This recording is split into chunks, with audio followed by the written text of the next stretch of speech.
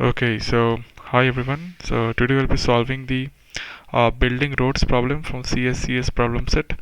It's also a graph problem. Okay, so let's go through the problem first. Byte land has n cities and m roads between them, and the goal is to construct new roads so that there is a route between any two cities. Fine, n cities and m roads. Okay, and our task is to find out the minimum number of roads required and also determine which road should be built. Fine. So the first line has two integers n and m. N denotes the number of cities and m denotes the number of roads, and the cities are numbered from 1 to n. After that, there are m lines describing the roads. Each line has two integers a and b. There is a road between these two cities. So there is a road from this node A to node B, or city A to city B, right? And a road always connects two different cities, so we can't have a same road connecting both the same cities, and there is at most one road between any two cities. Okay, fine. And so the output should be an integer k, which is the number of roads required to be built, the minimum number of roads required to be built, and also following that we have to print k lines to describe the new roads as given in the input, right? So for a, if there is a road between a and b has to be constructed, then we need to output this. So print such k lines, and we can also print any valid solution. Okay, so there is one example given.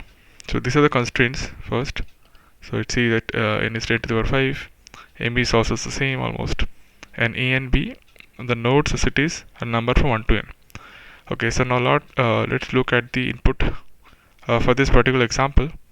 So n is here 4, m is 2. So we are having 4 cities and 2 roads, and the roads are connecting city 1 and city 2, and the second road is connecting city 3 and city 4, and the output for this is 1, and the linkage that is to be found is from 2 to 3.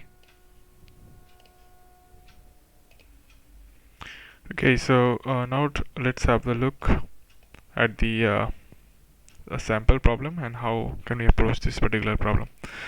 So here, as you can see, that we have basically 4 cities, as n is 4 and m is 2 roads.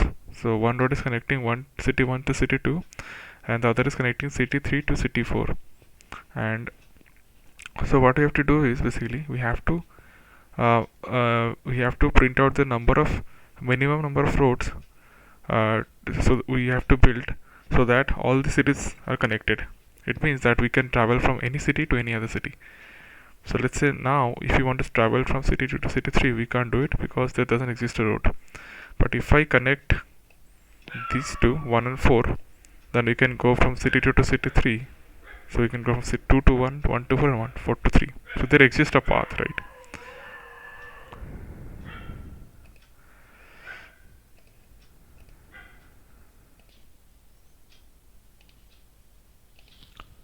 So yeah, so that's it. Also in this case, if you draw a road from 1 to 4, then we can go from any node to any other node. So that's the point, right?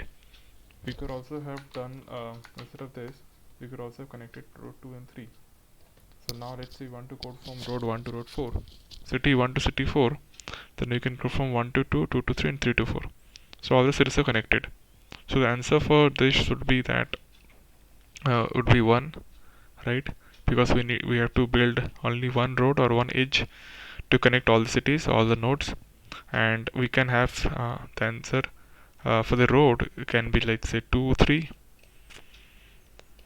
or 1 4, or even we can have 2 4 or 1 4 1 3, sorry, right? Because if you connect like this, let's say this doesn't exist and we are connecting, then also it's possible, right?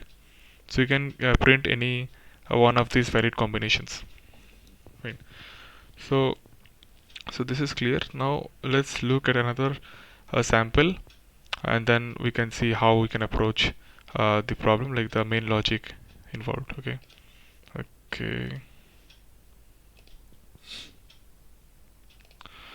so here let's see this example. We have 7 cities, so n is 7.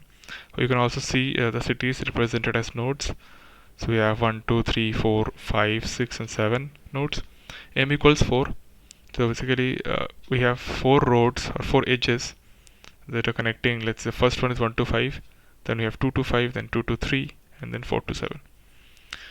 Right, so the information about the roads are given. So this is the our input, right? Now what should be the answer for this one, right?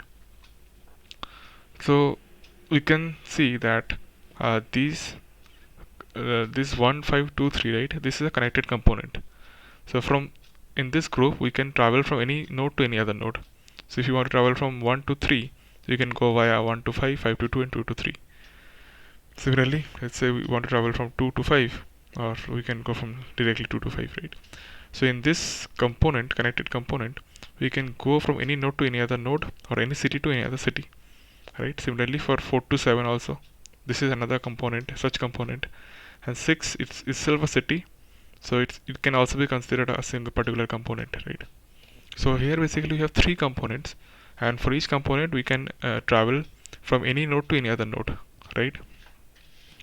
So our first task is to identify the number of components in a given input, and then let's say how can we make connections minimum number of roads so that we can travel from any other city to uh, from city to any other city, right? City A to city B. So if you think in terms of components, so since we can travel from any city to any other city in a particular component, what about we connect these two components and this connect this component to this component? So now we can see that if we can travel from any city to any other city in a particular component,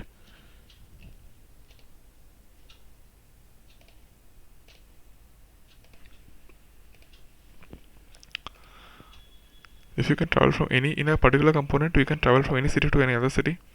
Similarly, if we connect two components, then it means that from any other city in one component we can travel to another city in a different component as well, right? So this should be your idea.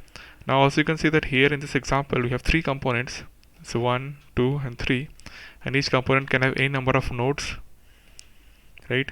So in these 3 components, how many networks or roads do you need to build to make to satisfy the answer? So it means that we can travel from any node to another node. We can travel from 1 to 4, 1 to 7, or even 1 to 6, so for example. So you can see that from this component to this component we need only one road, and from this component to this second to 3 component we need only one road. So in all we need 2 roads, right? So you can see that the number of components is 3, and the number of edges or roads that we need are 2, right? So you can form a generic relation. So the answer is always gonna be the number of components that are present minus 1, right? So this is one of the things that we have found out from these 2 examples. And now let's see how can we build the roads, because in the input we also have to print out the road, right? Something like this, the output, right? So let's see that. Okay, so what we can do is for each component we can keep a representative node, right? So that it represents that particular component, and we can make connection. We can consider that we're making a road from this representative component of component 1, let's say, to the representative component of component 2. So let's say for in our case the representative component is 1 for C1 for component 1. Okay, for component 1, let's say we have 1 as the representative component. Now for component 2, let's say 4 is the representative component, and for 6, this component 3, we have only one node which is 6, so this forms the representative component. So if we can connect 1 to 4 and then 4 to 6, then we can form a system of connected components, in which system we can travel from any node to another node, or any city to any other city, and a minimum number of roads, right? So we can go from 3 to 6 now. How? So we can go from 3 to 2, 2 to 5, 5 to 1, 1 to 4, and 4 to 6. It's as simple as that, right? So we know that the number of components minus 1 gives us the number of roads, and how to write those roads as well through this representative component system. Now let's look at the code so that we can understand more how it can be solved. Okay, so now let's set the structure of our code. So basically we have to represent these nodes or a node edge connection or city road connection in the basis of a graph, right? So each 1 2 3 5, each city is a node and these lines are edges. Okay, so what we'll be doing is we'll be first running a depth first search for all the nodes starting from 1 to n. Okay, so why is that? Because we can have single node components, right? So if we have to run a DFS through all of them, you also keep a visited array to mark all the elements which are visited, right? So we start from, let's say, 1, then we go to 5, then we go to 2, and then we go to 3. So we mark all of them as visited in a particular array, and so this now is ends here, right? From 3 we can't go anywhere because it doesn't have any more connections or neighbors, and 2 is already visited. So this forms our component 1. We'll increment our component count, and now we'll move to 2, right? But 2 is already visited, so we won't be visiting it again. Now you go to 3, it's also visited. Now we go to 4, 4 is not visited, so we make another DFS call from here, and from 4 we have a connection from 4 to 7, so you go here. Now we increase our component count to 2 because this is a entirely separate component. Now from 7 we don't have any more connections, so this forms a separate component. Now we go to 5, 5 is already visited, so we won't visit it again, and then we go to 6, 6 is not visited, and from 6 you can see that we don't have any connections. So this is another third component we added as well, right? Now 7, we go to 7, 7 is already visited, so we end our loop. Now we won't be making any more DFS calls, right? Now we have to output one more thing, which is the roads that we have built, right? So now, as we spoke about before, that we will be having some representative nodes for each component. So while starting the DFS, let's say from 1, we'll be storing it in a vector. So for each component, the representative node will be pushed into the vector container. So for this component, 1 will be there. Now after we finish with this, let's say the next unvisited component is 4 in the iteration. So we'll push 4 here, and the next one will be 6 for this component, third component, 6. Now what our answer can be? Our answer can be any combination of two of these nodes taken together, right? So you can have 1 4 and 1 6 as one of the answers. We're taking these and this because any node can have any number of connections. You can connect 1 to 4 as well as 1 to 6. There is no restriction as such, right? There is also a possible answer. Also, one possible answer is 1 4 and 4 6, right? So you connect 1 with 4 like this, and then 4 with 6. This is also satisfy the answer because now you can go from any other node to any different node in a different component via this route, right? So what we'll be doing is we'll be sticking to this one.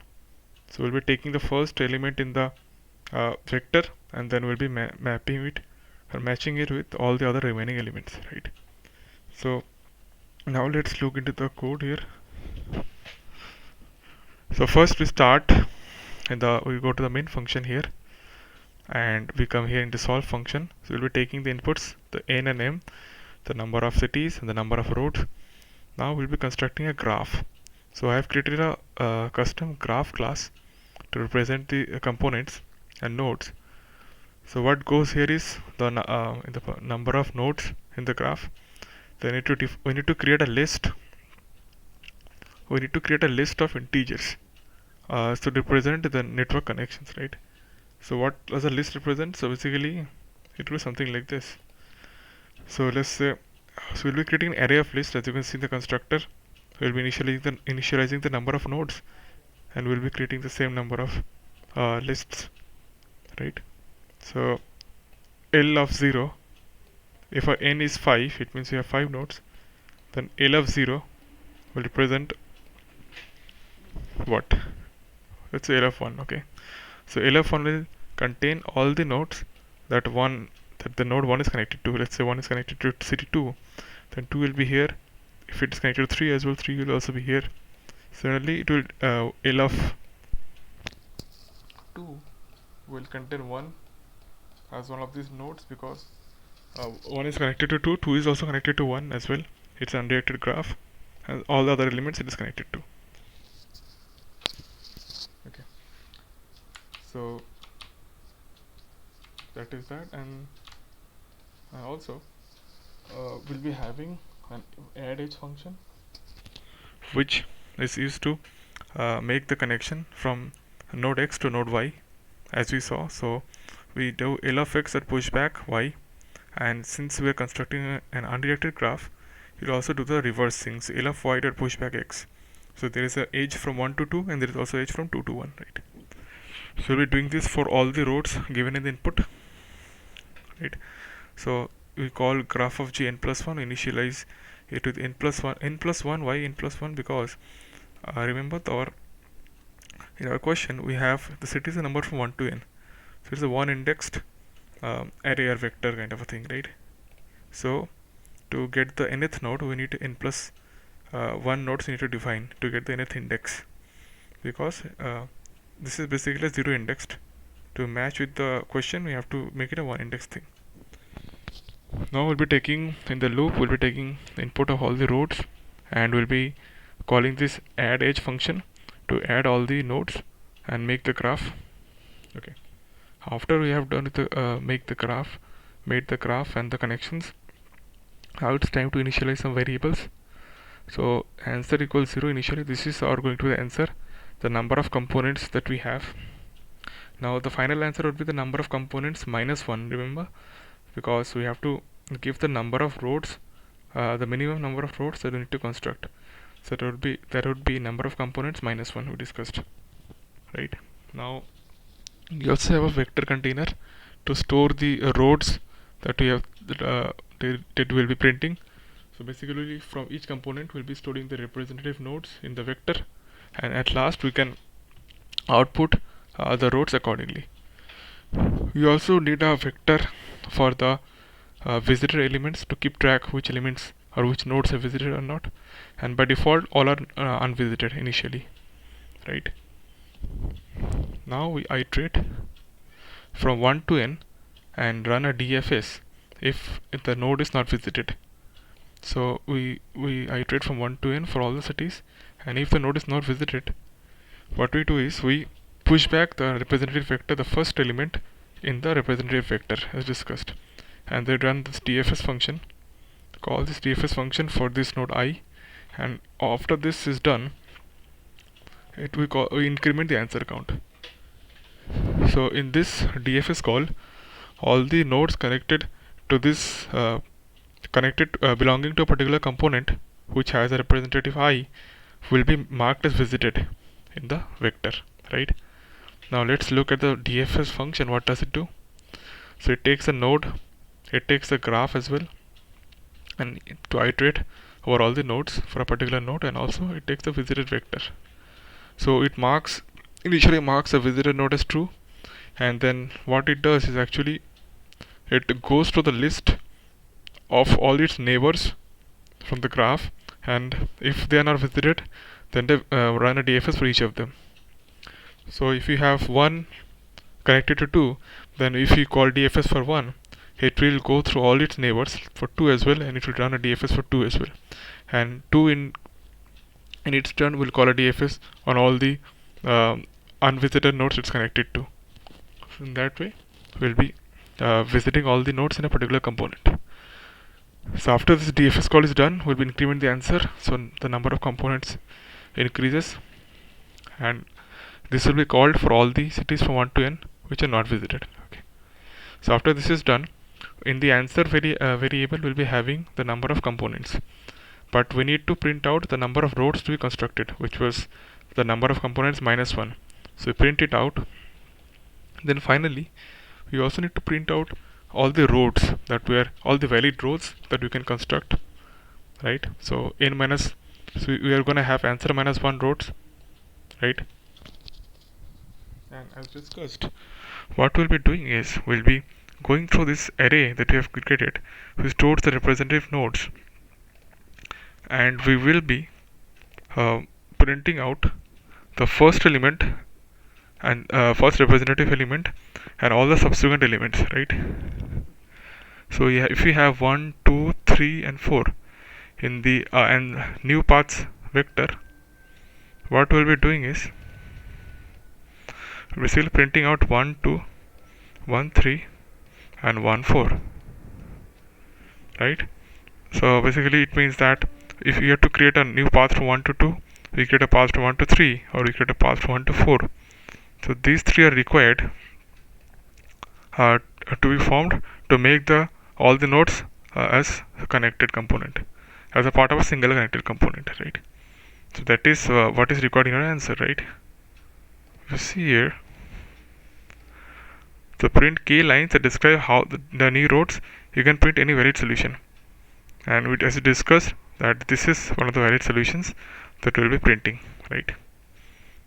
Okay, so and if you see the submission here with the same code as I've shown you guys, it is accepted. Okay, so hope all you have understood the solution and the problem. It's a pretty cool graph problem. And so if you have liked the video, if you understood it, please share and subscribe, and bye.